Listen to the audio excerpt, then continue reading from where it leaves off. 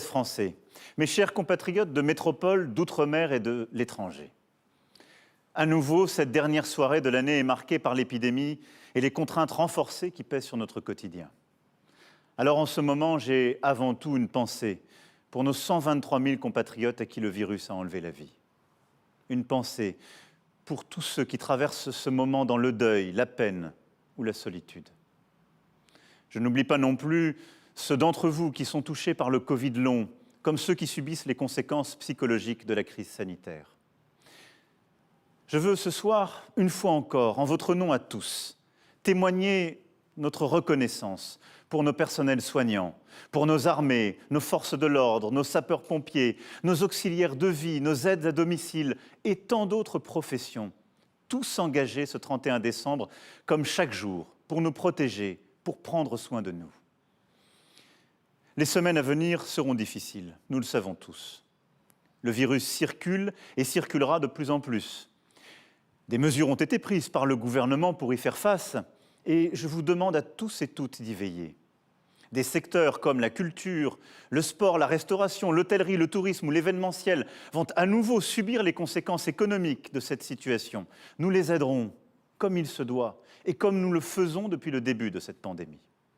Il y aura aussi nombre de nos activités désorganisées en raison de ce nouveau variant si contagieux. Nous veillerons dans ce contexte à assurer la continuité des services publics et de la vie de la nation.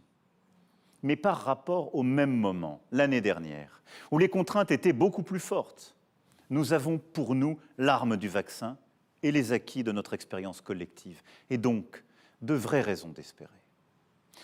Nous sommes ce soir, au moment où je vous parle, plus de 53 millions à être totalement vaccinés, ce qui place notre pays dans le peloton de tête mondiale. Nous sommes 24 millions à avoir reçu une dose de rappel. Et notre objectif est de permettre à chacun d'être vacciné et de faire son rappel. Nous pourrons ainsi surmonter cette vague en limitant au maximum les restrictions, en continuant, comme nous l'avons fait depuis le début, de tout faire pour préserver l'activité et ce que nous avons de plus précieux, c'est-à-dire l'école, l'éducation de nos enfants. Alors ce soir, je veux le redire avec beaucoup de force et beaucoup de conviction. La vaccination est notre plus sûr atout. Elle réduit fortement la transmission. Elle divise par 10 le nombre des formes graves.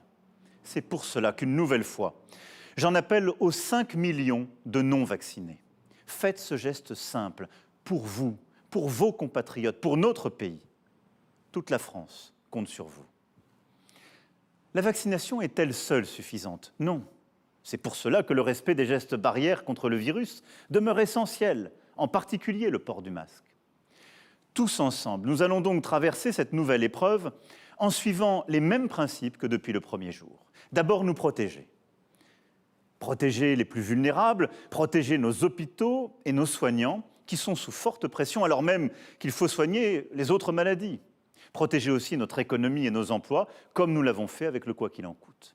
Ensuite, nous attacher, sur la base des faits, de la science, à prendre des mesures proportionnées. C'est exactement ce que le Premier ministre et les ministres ont fait ces derniers jours. Tout faire pour éviter de prendre des restrictions qui pèsent sur nos libertés et veiller à respecter tous nos principes démocratiques. Enfin, nous appuyer sur la responsabilité de chacun, principalement en se faisant vacciner pour soi et pour les autres.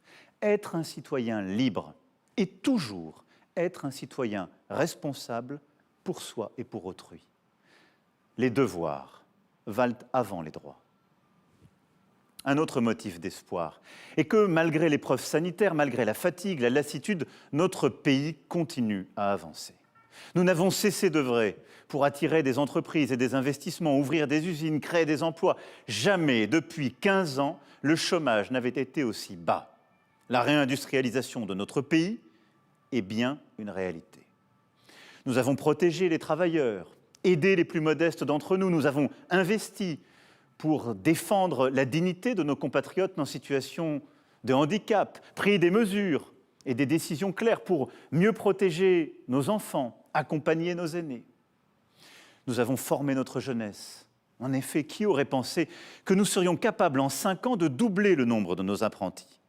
près de 700 000 apprentis ces 12 derniers mois. Que nous saurions inventer un programme, un jeune, une solution qui a accompagné en 1 an et demi plus de 3 millions de Français vers l'emploi ou la formation. Là où nous aurions pu tout reporter, nous n'avons jamais renoncé à notre ambition collective. Le travail avec la réforme de l'assurance chômage, le contrat d'engagement jeune qui sera mis en œuvre au début du mois de mars prochain, le pouvoir d'achat avec l'indemnité inflation, le chèque énergie, l'augmentation des salaires des fonctionnaires les plus modestes, l'urgence écologique et climatique avec le renouvellement de notre parc automobile, le développement des énergies renouvelables, les rénovations thermiques des logements et au 1er janvier, la fin des emballages plastiques comme de nouvelles mesures inédites pour le bien-être de nos animaux.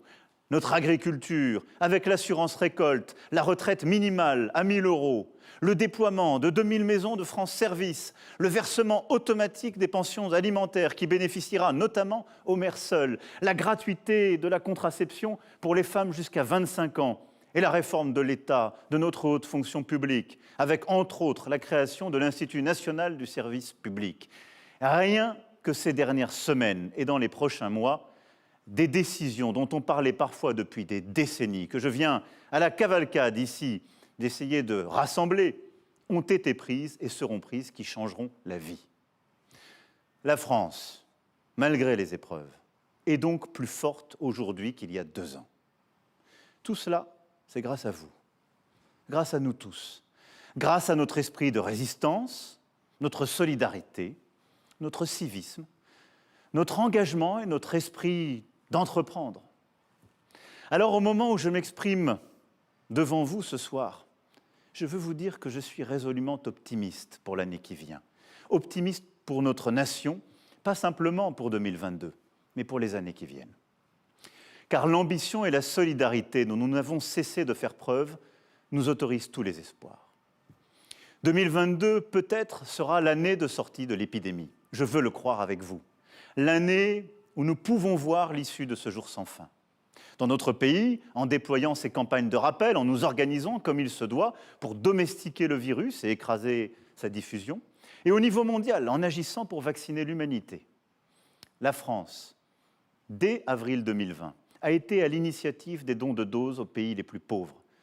Et nous serons au rendez-vous dans les prochains mois pour amplifier l'effort et ainsi permettre d'entrevoir la fin de ce virus sous sa forme aiguë.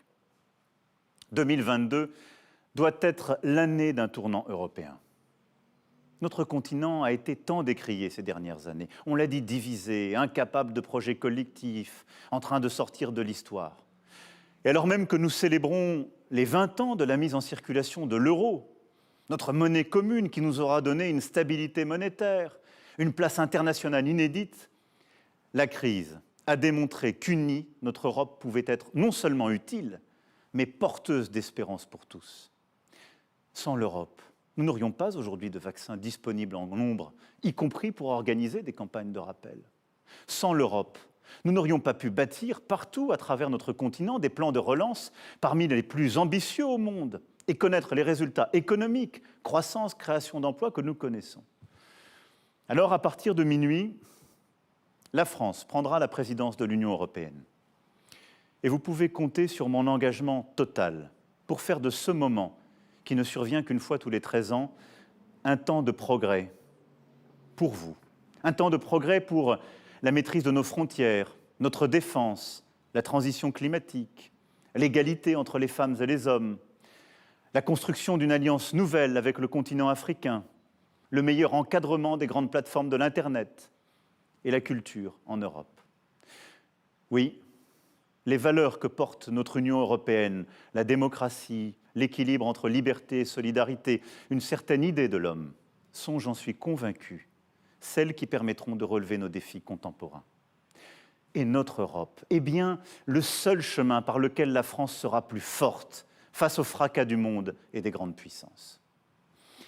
2022 sera pour la France une année décisive, une année d'action, encore et toujours. Fort de votre confiance, j'agirai jusqu'au dernier jour du mandat pour lequel vous m'avez élu. Bien sûr, pour tenir le cap et prendre toutes les décisions nécessaires face à l'épidémie.